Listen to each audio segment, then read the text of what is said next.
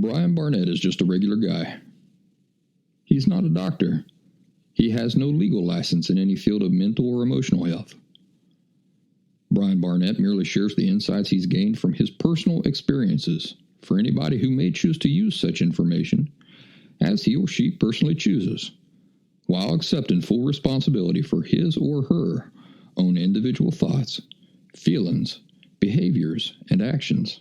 Brian Barnett assumes no responsibility whatsoever for anybody's individual choice to expose himself or herself to any information that Brian Barnett shares. And by listening to this program, you're acknowledging that you, and only you, are responsible for your own thoughts, feelings, and actions.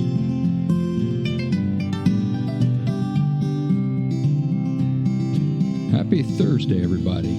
Welcome back to The Last Symptom. I'm Brian Barnett, the creator and host. I'm so glad that you could make it back with me this week, especially with all that's going on. Boy, we could talk about that, couldn't we? But we're not gonna. You probably are getting enough of that in the news and stuff. So today we're going to talk a little bit about the Building Society Bandit. He was also known as the Gentleman Bandit, and he helps us settle a fundamental issue relevant to authentic recovery from borderline personality disorder and other emotional disorders. So you're going to enjoy that, I think. But before we get into that, I need to mention thelastsymptom.com. I know that you've got so many things on your mind, but it's worth running over there and taking advantage of the free resources that I provide. And if you're so inclined, you could leave me a donation while you're there to support my overall body of work, which includes this podcast. Also, if you're so inclined, you can schedule a one-on-one appointment with me, and I can help you figure some things out related to authentic recovery. I can help you pinpoint where your perspective might be off, help you make a slight adjustment that could change literally everything.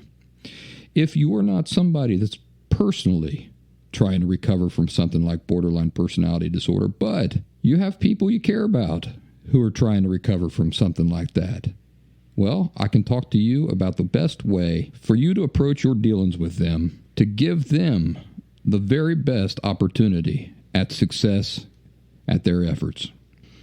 So, now that we've mentioned all that, let me ask you how you're doing. Are you starting to get cabin fever? Cabin fever is when you're stuck. It comes from being stuck in a cabin all winter long and just going nuts because you want to get out of the cabin, get out into the woods and enjoy life a little bit. That's where that phrase comes from. So, are you experiencing cabin fever in April? Well, I'll be honest with you, I am a bit. I did not think that this quarantine business was really going to affect me as much as it is.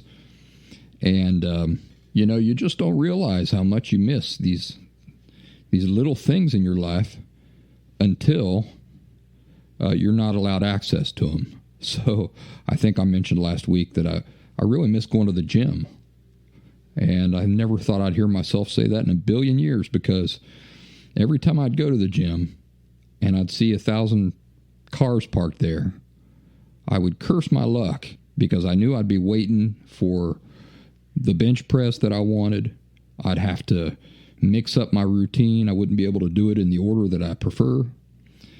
But now that I can't go to the gym, I really miss it. I miss being around other people who are either enjoyably or reluctantly doing the same thing that I'm doing. It was motivating for me. So I'm looking forward to getting back to that. I really hope that we all can before too much longer. Of course, was it last weekend? Yeah, it was last weekend. I popped the top off the old Jeep and I went out to my old buddy Brian Lambert's house, took my daughter with me, and we picked a big old mess of dandelions. And so I've been working on my dandelion wine. Now, let me tell you something about that. This is my third year making dandelion wine. The first year turned out okay, but it wasn't anything that I would gift to anybody. You know, it was nothing that I would give to anybody as a gift. And I had people asking for it, and I specifically held back on giving them a bottle of that wine because I said to myself, if you're going to give a bottle of wine to somebody, that first impression is going to be what they remember about your winemaking skills forever and ever afterward. So I said, I better hold off. I better hold off until I'm a little bit better at this. Year 2 come around. That was summer 2019. You know, the difficult thing about this is that you get one shot. You get one shot per year. When the dandelions bloom, you got to be ready to go pick them. And when you pick them, you got to pick a ton of them. As soon as you've picked enough dandelions, what happens is that the flower closes up. So the flowers open when you're picking them. They look beautiful in the bag. But by the time you get home, all of the flowers have started to close up. And so it really looks like all you've got is a bud once you get home. And then you got to snip the flowers and, of course, bring the petals out, and you put those in a pot. So it's kind of time sensitive. On top of that, you get one chance per year because when the dandelions bloom, they bloom. You got to pick them. Whatever you pick, which is a ton of work. And my back was killing me, man, at the end of that day. At the end of that day, you've done so much work that you'd have to be a madman to be willing to go out and pick dandelions 3 days later if things aren't turning out the way you want them to turn out. So once you've picked your dandelions, if you wait 5 or 6 days, the dandelions in any quantity that matters are gone. So you'll still see dandelions here and there, but not in the quantity that I'm talking about that you need in order to go out and pick the dandelions. So if you get it wrong, as happened to me last year, that's it. You have to wait an entire year if you're going to do it again. Well, I said to myself, I am not going to leave this job undone. So last year, I went out and picked a bunch of dandelions. This is the first time that my daughter got stung. She got stung on her little precious finger. And I'll tell you what, I hunted that bee down. I was going to break his legs, but I never did find him. But she got stung by a wasp. And so that was memorable for her. But what happened is that we did not pick enough dandelions for what I really needed. So when I went to make my dandelion wine, I went through the whole process, weeks and weeks, got it in the bottles, I taste tested it, and it just tasted like water. There was not enough flavor from the dandelions because I hadn't picked enough to be able to make a good batch of dandelion wine. Well, of course, again, I had advertised it to everybody. Hey, I'm making dandelion wine. Oh, really? Well, I want a bottle. So, again, I could not bring myself to give anybody a bottle of that wine. Now, I did bottle one bottle, and I saved it aside for myself, just for sentiment, sentiment. I'm a pretty sentimental guy. I don't know if you knew that about me. So I've got my first bottle. I just have it sitting here for sentiment and decoration, and I've got my second bottle. So now we get to this year. I sat around thinking about where I went wrong with my dandelion wine last year and the year before. I thought about my mistakes and how I could correct them to do it just right this year. They say third time's a charm. And doesn't that remind you a lot of recovery? You learn all these things about recovery. You're learning to have new perspectives about things. But up until now, you haven't gotten a great chance to put these things into practice. So you go out, you interact with people, you interact with life, and you fail. It's not the end of the world. Take a seat. Think about it for a little bit. Where did it go off the rails? How could you prevent that in the future? Make some adjustments. Get excited about the positive things you're going to see once you put those adjustments into practice. And that's where I'm at with my dandelion wine. So this year, As I said, I took my daughter out. We picked a whole mess of dandelions. We picked plenty. We came back. I made just the right adjustments to my approach in preparing the dandelions. I made just the right adjustments to my entire interaction, my entire process with this dandelion wine making. And, I almost ran into a problem because of this COVID-19. I wasn't able to run out to the grocery store immediately and look for yeast, which is what I needed to add to the dandelion wine mixture to cause fermentation, to create alcohol out of the wine. And when I did get to the grocery store, they were wiped clean of yeast, believe it or not. There must be a lot of bakers in my town or something, because they wiped out the toilet paper and the yeast. Sounds like somebody's having a party, right? Well, I had 3 packets of yeast from the 2 previous years. You're not going to believe this. The 1 packet I had from last year, it didn't take. I used my 2nd packet from the year before. This is from 2018. It was expired January 2019. But I had my fingers crossed. I was going at it on a wing and a prayer. It also failed. So I was down to 1 final packet of yeast from 2018, which had expired in January 2019. And I mumbled a little prayer, crossed my fingers, crossed my toes. I prepared the yeast, and it took. Yes, it took. So, my dandelion wine, which is just perfect at the moment, perfect, is currently fermenting in my house up until today when I was mixing. I mix it 3 times a day just to keep the yeast going, or keep the fermentation going. And you can hear it. Pop, pop, pop. Sounds like Rice Krispies.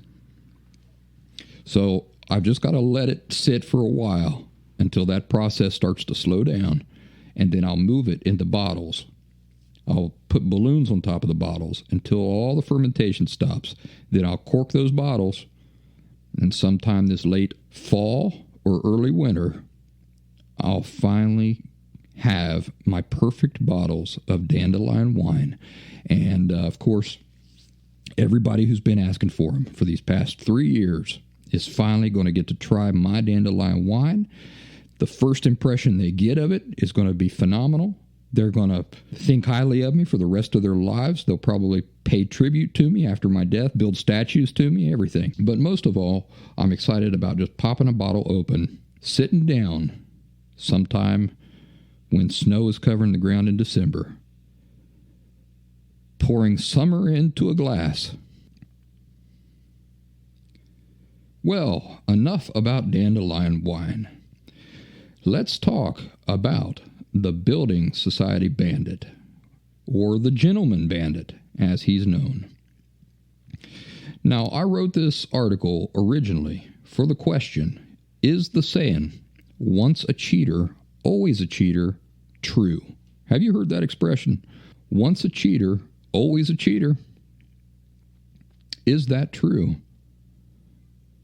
Well, there's a fundamental principle inherent to the question that I would like you to consider.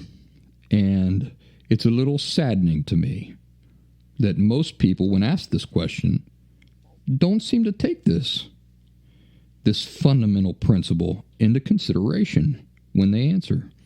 And you'll hear lots of intelligent people say, yeah, once a cheater, always a cheater. And among the reasons given for this conclusion is science.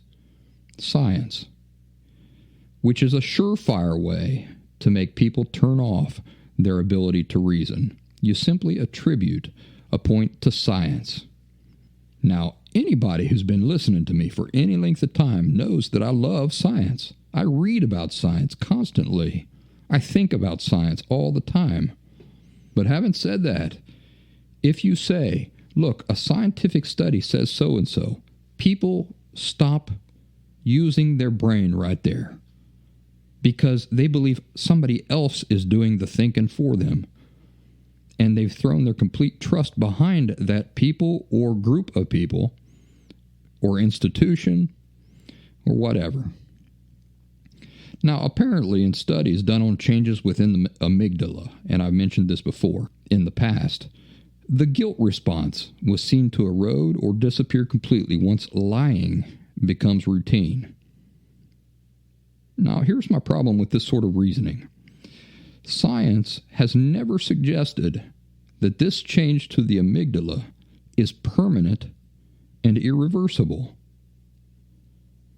In other words, just as repetitive lying can cause a weakening of conscience, repetitive truth-telling, that is, consistently avoiding lying, has precisely the opposite proportionate potential to once again strengthen a conscience and return it to healthy working order.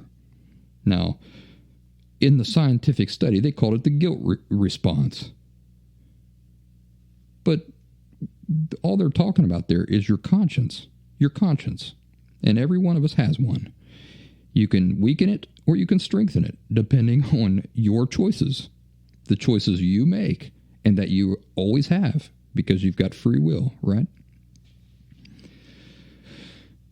I also saw, in response to a question like this, the related experience of one particular wife who was caught cheating on 3 separate occasions over the course of 3 months with 3 entirely different guys. And they used this as an example to prove that the saying, once a cheater, always a cheater, has merit. But let me ask you something. Is this wife representative of every single person who has ever cheated? Even the author highlighted it as an unusual exception to his overall experience. Furthermore, where's the part of the story where we get to see what this woman's life is like 5 years later? How does this one woman, in a 3-month window of time, come anywhere close to proving that once every single individual can be described in a certain negative way, that they will always fit that description for all time? And I would like to know more details. Thank you very much. Was she suffering an emotional disorder? Did she marry for love or convenience? When? Was she 16 when she married? Or was she 40? Did she recently experience a traumatic change in her life? The loss of a child, perhaps? What was her husband like? Did she later go into recovery and get help? Are every one of these factors, in her example, the exact same factors in every cheater's experience? So, back to the fundamental, inherent principle I alluded to at the beginning of this conversation. The whole question boils down to this, and you should consider this seriously while thinking about your efforts at authentic recovery from your emotional disorder. You either believe that people are inherently capable of change or they're not. That's what it boils down to. If you believe that people are capable of change, then you have to reject this common, extremely simplistic saying that was probably invented by somebody who was hurting at the time they uttered it, and that focuses on one negative possible outcome while disregarding the millions of positive ones. This brings us to the building society bandit, also known as the Gentleman Bandit. You're going to get a chance to Google him after you've heard this episode of this podcast. While the Gentleman Bandit's story doesn't specifically involve infidelity, it does involve an extreme lifestyle that you might find surprising. He's an Australian heroin addict, convicted bank robber, and a prison escapee. In 1980, after a dangerous and daring bust out of Pentridge Prison, he fled to India, where he lived for 10 years, avoiding justice. In 1990, he was captured in Frankfurt while smuggling heroin into the country. So they extradited him to Australia, and he served a further 6 years in prison, 2 of which were spent in solitary confinement. What were the circumstances behind the Gentleman Bandit's spiral into a life of crime and violence? Well, his marriage ended. But here's the real kicker. He lost custody of his young daughter, and this led to a period of deep depression for him, which in turn led to his heroin addiction to dull the pain. Robbing banks was his way of supporting his addiction. After leaving prison, he was able to finally finish and publish his novel, his first novel, one of the most beautiful and profound books I have ever read. The title, Shantaram, comes from a name he was given in India, which means man of peace, or man of God's peace. The Gentleman Bandit's real name is Gregory David Roberts. Roberts returned to India after his book was published and after he got out of prison. And there he set up charitable foundations, plural, to assist the city's poor with health care coverage. He was finally reunited with his daughter. He got engaged to the president of the Heart for India Foundation. In 2009, Roberts was named a Zeitz Foundation Ambassador for Community. In 2011, Roberts stepped aside as an ambassador due to the pressure of other commitments, such as writing his follow-up book to Shantaram. But Gregory David Roberts continues to assist the Zeitz Foundation as a friend, which is a title. So, let me ask you this. Are people, just people in general, are we capable of great, positive, real change? You bet your britches we are.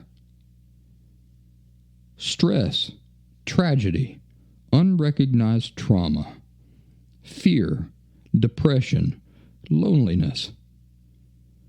These things can cause us to act out of character and do things we would not otherwise do, things we don't enjoy doing. Our behaviors are not always representative of what is truly in our hearts. You know, they say, if you want to know what's in somebody's heart, you just watch their behavior. Well, that's a blanket black and white statement that is not always true. It's sometimes true.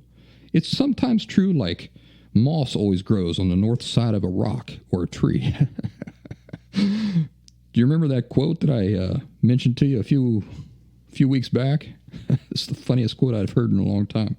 It says, moss always grows on the north side of a corpse of somebody who thought they didn't have to carry a compass. So that's how reliable it is. Yes, as people, who can't read other people's thoughts and feelings, many times looking at somebody's behavior can be an indication of what's in their hearts. But it's not always. I would say it's not even most of the time. This coming from a person who himself, I myself, have done many, many things in my past before I realized that I had borderline personality disorder, before I even knew what it was. that I did not want to do. I didn't understand why I was doing them, but that I did, nonetheless. Those things, many of those things were not in my heart at the time I was doing them. I had an unrecognized emotional disorder, unrecognized abuse from my past that I was not even able in that period of time in my life to recognize as abuse. I had to learn how to recognize those things as abuse. I had to learn that I was really living with a disorder. I had to learn to really hold myself accountable for everything I do or don't do, whether I have a disorder or not. I had to learn to do the hard work to eliminate that disorder once and for all. So many of those things were not in my heart. I did them anyway. But even when people's behavior does reflect what's in their heart, people mature. We emerge from ignorance. And new knowledge or circumstances make us reevaluate the types of people we are and wish to be.